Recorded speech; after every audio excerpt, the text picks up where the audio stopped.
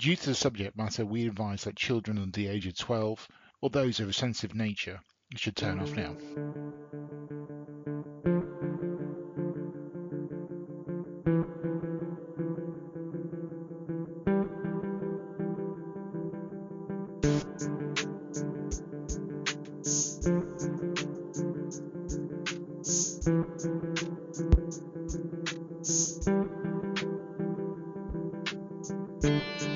Hi, and welcome to the Murder Tales podcast, where we look into the minds and crimes of murderers and serial killers.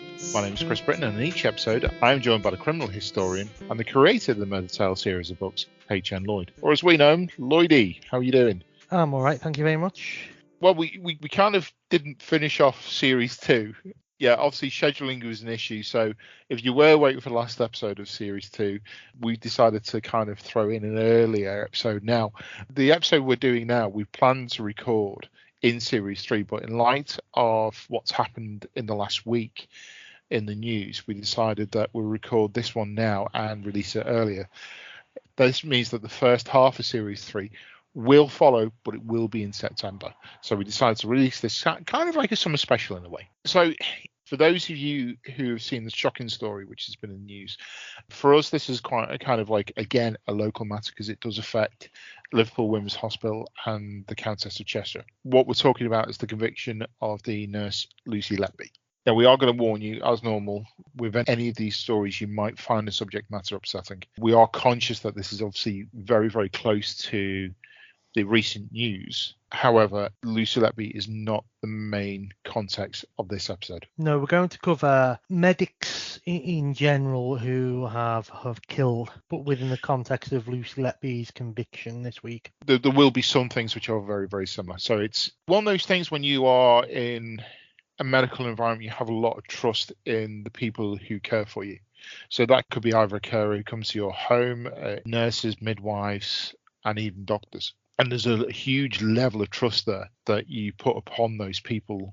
For some killers, this is actually a bit of an attraction. And those of you who follow a lot of true crime are familiar that there is a large number of stories where people in a medical profession and those who are in positions of trust take advantage of those positions to kill.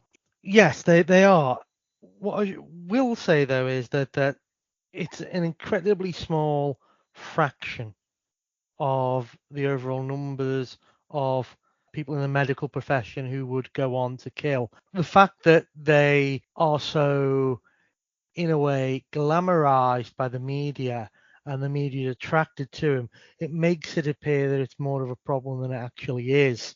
But you are entirely right. When medics kill, it appears to be, on the whole, a power dynamic going on there. You will tend to find that a lot of murderous medical people have an arrogance about them.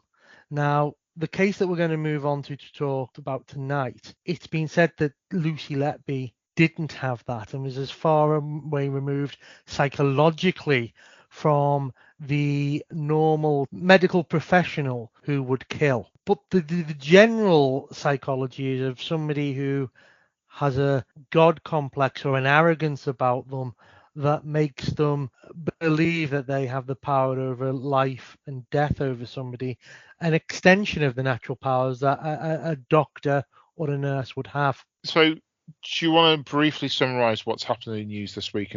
The story of Lucy Letby kind of first hit the headlines in 2018 when it was announced that a nurse from the Countess of Chester had been arrested, and it kind of shocked everyone. It seemed to come from nowhere, this arrest, and then nothing happened for a long time. It went very quiet, and then about 2-3 years after that, this nurse was finally arrested and charged with murder. So in 2012, Lucy Letby qualified as a nurse, and she took up a position at the neonatal unit in the Countess of Chester Hospital, which is a hospital just outside of the city of Chester. For the first few years she worked there, things appeared on the surface to be normal. On average, the Countess of Chester Hospital on the neonatal unit would lose on average 3 children a year. normally due to complications that led them to be on the ward. However, in the summer of 2015, 5 babies died in very quick succession. There was 5 consultants on that ward, and they had a quick look at what the common denominators were in these deaths. And there was only one common denominator, and that was nurse Lucy Letby. And the consultants began to class Lucy Letby, and this is a quote that they used, as a malignant presence on the ward. In fact, one of the consultants walked in on Lucy Letby, standing over a baby and watching the baby as they crashed and then had to be resuscitated. And the consultant questioned her and said, "Why weren't you doing anything?" And she was like, "It just happened that the moment you walked in." So these 5 consultants were extremely concerned, and they went to the management of the Countess of Cheshire, and they said, "We've got grave concerns about this nurse. She is the only common denominator in these deaths." And the Countess of Cheshire response was to tell the 5 consultants to stop emailing about the situation. The 5 consultants were completely blown away by this. So they took it upon themselves to go to the Royal College of Paediatrics and ask for a review of the situation. And the Royal College of Paediatrics looked at the situation, and they recommended an external review, most appropriately by the police. And the CEO of the Countess of Chester, who was a man called Tony Chambers, ignored that. And one of the senior consultants who was involved in this situation has stated that at this point, the Countess of Cheshire was actively involved in a cover-up. They were highly aware that they had a killer on their ward, and they decided they're just going to try and cover this up. And they moved Lucy Letby off active duty and put her in a more administrative role. But the 5 consultants weren't happy with this, and they continued to try and push this. And Lucy Letby, in response, took the 5 consultants to a grievance. And unbelievably, the Countess of Cheshire found in Lucy Letby's favour, and the 5 consultants had to write a grovelling letter of apology to Lucy Letby to apologise for accusing her of harming these children. Now, the consultants were extremely annoyed about this situation, and they were warned in the most clear terms possible, let this drop. If you continue to harass this young nurse, your jobs are on the line. I believe they threatened their careers. They did. Basically, your careers will be over if you continue to speak out against this nurse. But they were brave, effectively, and they continued to harass, and eventually they got the police brought in. Now, the police launched what they called Operation Hummingbird, and they did what the consultants had done, and they looked at all the common denominators. So the police concluded, over the time frame that the consultants had already looked at, there had been 17 incidents where children had either died or become so severely ill that they were at the point of death.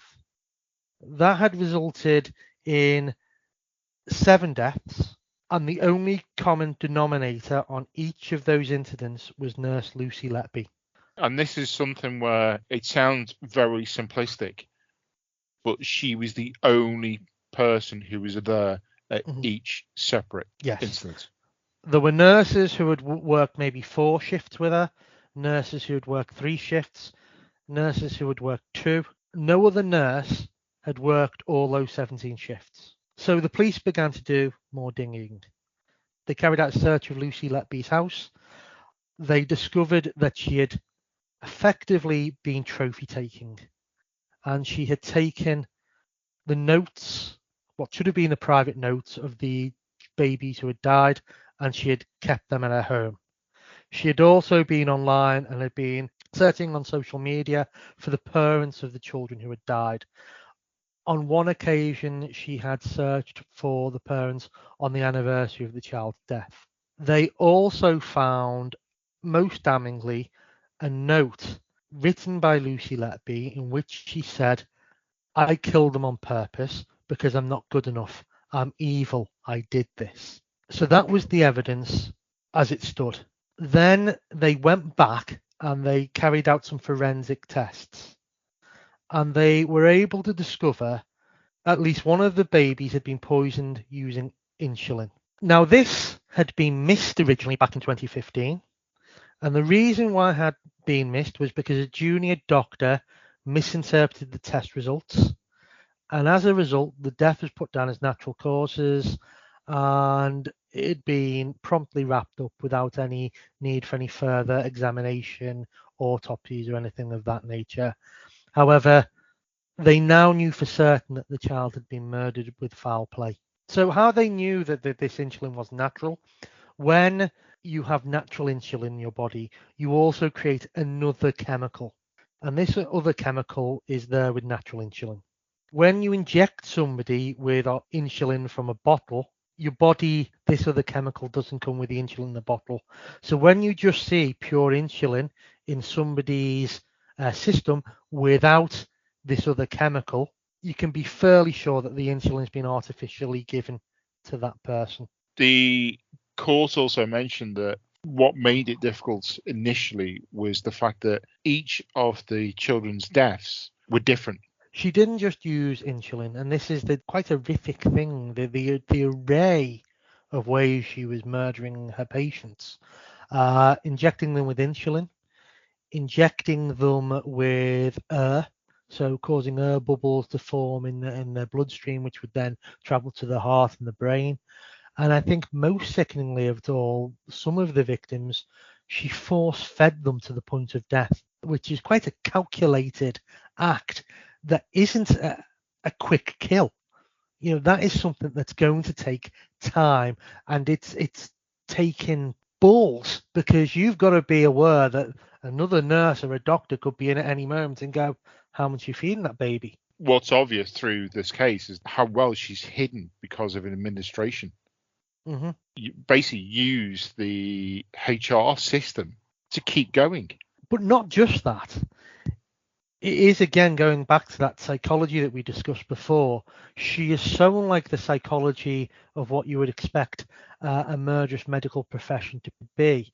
As one of the consultants said when he was first told about the concerns about Lucy Letby, he said, "Oh, not lovely Lucy," because everyone knew her as a loving, smiley, caring, compassionate nurse who went above and beyond. She was always willing to take on that extra shift. We now know why she was willing to take on those extra shifts. At the time, people just thought it was because she cared for the children so much. She was there to go that extra mile. She was challenged as well, wasn't she, about there'd been a quick succession of deaths in the same week, and they had a group meeting with her and her colleagues, and one of the doctors actually asked her, how are you going to be able to sleep and work after this? And she said, I'll be back on shift tomorrow. Yeah, she was. That was one of the wake-up calls for one of the consultants. She was also in a WhatsApp group chat with the other nurses where she was talking about the deaths of the babies and basically saying, why is it always while I'm on shift? And kind of putting up this kind of woe is me type. It's always me that this is happening to. And that's, I suppose that's the problem you've got, is the fact that you can't pinpoint particularly what the psychological issue is and why she's done this.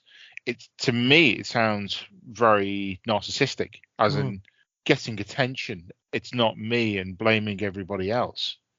And I think there's something quite telling about her psychology. When she was in the witness box, she gave evidence in her own defence, over 100 hours of questioning by the barristers. One of the first questions she was asked was, is there any reason that you cry when you talk about yourself, but you don't cry when talking about these dead and seriously injured children? Letby replied, I have cried when talking about some of the babies. Not that I've cried about the babies. I've cried about all of them. I've cried about some of them, which for me is an interesting psychological answer. I think the other thing is, for me as well, was the fact that the going on the attack, literally blaming her colleagues, the cleanliness of the hospital and the unit, the under resources. For me, that was very, very strange. That threw me, and something I didn't expect. Let's put this into context for our listeners. We're in August now. The trial has been going on since October last year. It's been nearly 10-month trial. During the defence, just 2 witnesses were called. One of those was Lucy Letby, and the other one was hospital janitor, who was willing to testify that the hospital was in a bit of a state. Now, that struck me as odd, that that was the only witness the defence put on the stand, and it, if anything, it harmed her case, because the answers he was given, it was the classic situation of the defence barrister not being 100% sure what answer he's going to get from his witness. As if they're kind of monologuing in a way. So they basically said, yeah, the hospital was in a bit of a state. Yes, there were issues, but nowhere near as bad as Lucy Letby was saying. What makes this difficult is the fact that 20 years ago, there was a similar case in Ashton. Beverly Allett. So from the lessons learned from that case, there were a lot of things which were supposed to be put in and implemented within the NHS to protect patients. But what I found really, really shocking from this was the fact that those actions have only been implemented in the last few months. Yes. I mean, Beverly Allett was a slightly different case. Beverly Allett murdered babies who were on her ward. However, her reasons for doing it was that she suffered from Munchausen by proxy. So she enjoyed inserting herself into the drama. She enjoyed kind of almost trying to feeding off the illness and the upset that the family had and the children had. Whereas Lucy Letby quite clearly didn't suffer from that condition. She was quite happy to kind of sink into the background once she had murdered the children.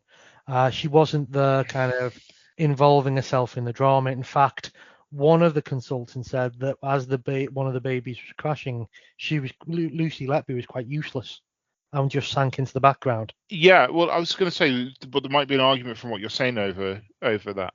Is the fact that she might have not done it directly and been there while the doctor was there, but then she did insert herself into the drama afterwards. The fact that, as you just mentioned before about the WhatsApp group, why is it always happening on my shift? She also sent messages of condolences to the victims' families and would go in and make comments about when one of the mothers was washing the body of one of the murdered children.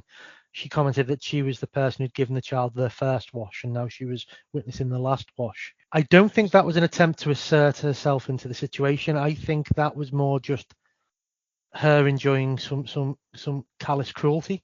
I think, looking at the psychology of Lucy Letby and looking at where the murders happened and the times the murders have happened, I think she was using the murders as a stress relief, a way of releasing pressure and stress that has built up in her life. And there is precedence with killers doing that. We saw Peter Sutcliffe would use the murders as a way of relieving internal pressures in his life.